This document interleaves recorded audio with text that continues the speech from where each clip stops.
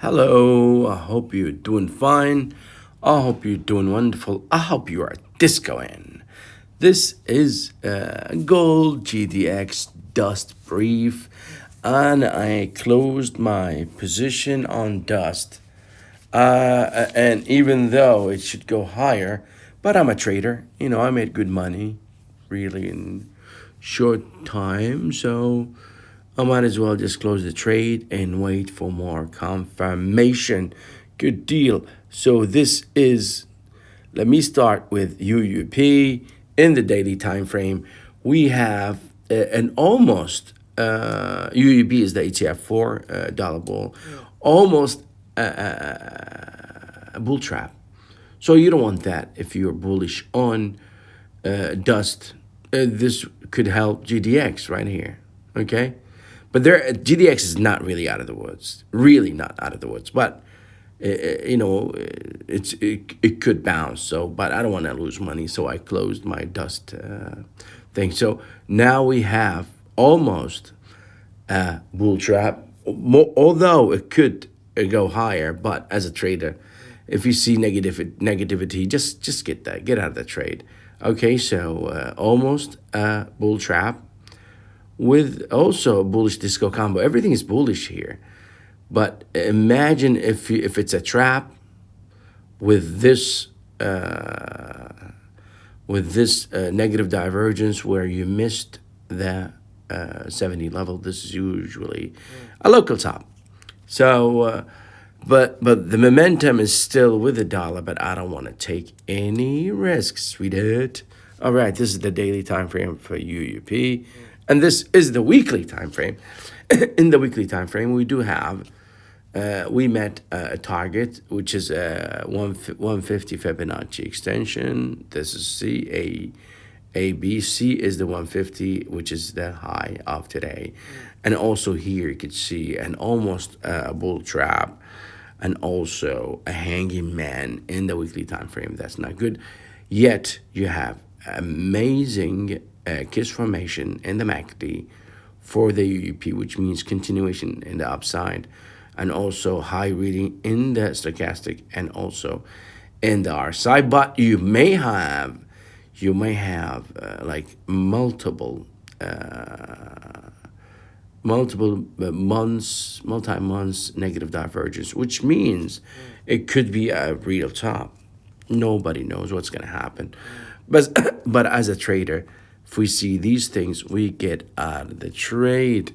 All right, this is the 30-year bond, and also it trapped a lot of bulls in this breakout area, and it reverse down, and you never know what's going to happen. You never know. I'm still bearish on gold and on GDX, but I don't want to lose money by betting against my signs. So I have negative signs in UUP, which is a USD bull ETF, and also the 30-year bond. All right, so SLV, the ETF for silver. We're still definitely in bonafide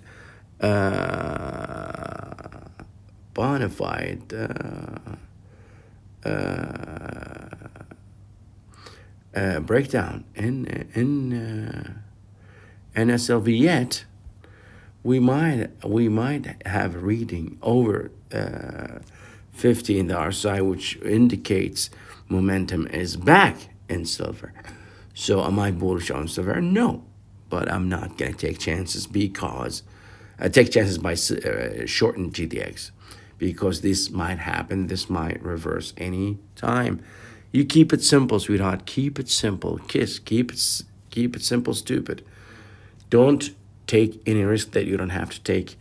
I've been doing this for a living for years now, and I live off of it because I look at risks and I minimize my risks. This is SLV in the daily time frame. In conclusion, for SLV, you still have a breakdown, but you might have the momentum back up, and that's not good for dust. All right, SLV GDX ratio. You have a bearish crossover here in the MACD, SLV GDX ratio. You need a bullish one right here, and it could happen anytime. Once you have this bullish bad boy, most likely this is gonna put pressure on a GDX like it happened here in May and also in April 8th. Capiche?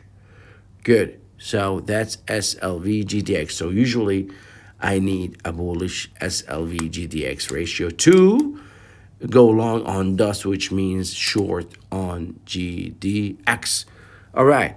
So GLD GDX ratio still buy signal for dust, sell signal for GDX. You still have a clean breakout in the GLD GDX ratio where almost the MACD is over the zero line, which is good for the ratio, bad for GDX, good for dust. And you can see the pressure here still on GDX. So this is one for dust, but if I don't have a perfect combination, I leave. I don't want to risk my money and risk my client's money. So GLD GDX ratio is still good for dust, bad for GDX, but that's not enough, sweetheart. Good deal. GLD still in breakdown mode, and you're still below this line right here. Yet you might have something called a kicker, where you gapped up today over yesterday's close, and also your RSI is almost over 50, like the one in SLV. This could give tremendous pressure on dust and give momentum on GDX. So, and I cannot go long for GDX because the stars are not aligned yet. So, I might go long on GDX. I am not rigid, man. I live off of this. I can't afford to have a thesis. I can't afford to fall in love with anything. All right, so GLD is some bullish signs, even though we're still in breakdown mode. But this could put a lot of pressure on dust. Good deal.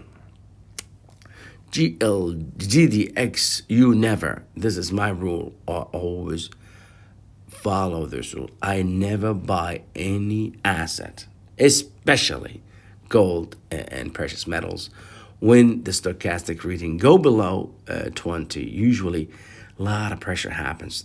When it first was here, GDX was almost 35, and now it's actually, no, yeah, 35, almost 35, and now it's 33 something. So you save yourself big pain by that liquidation. You can see it here in Feb. You lost 4.5%. Once you get into that zone, and early 2024, you lost 9%. A lot of pain happens in this area, a lot of pain. So you never go long when the stochastic go to below 0 or below 20. Believe you me, if you follow these rules and you have enough cash, you might live off of this. All right. So GDX still in breakdown, even so we have 1 2 1 2, and I called this top some times ago, and boom, you have that sharp third wave, and now you had the fourth here, and maybe the conclusion of the small three. You might have a bounce, and still the volume analysis tells me that we are definitely in liquidation in GDX, but a bounce can happen anytime. When you buy dust, you have 2x, you have leverage ETF, and it will produce a lot of pain. So a 5% move in GDX would mean 10% off of your wealth would go away. So even though I am still bearish on GDX, I might go bullish, but not now. I still have my own thoughts. And also today, we had almost an equal low in these with rejection for GDX, and you have a bullish harami, which is not bullish harami, and also a hammer, which is not good for dust. It's good for GDX. Yet, we never buy when the stochastic is below 20. Always, always follow these rules, please.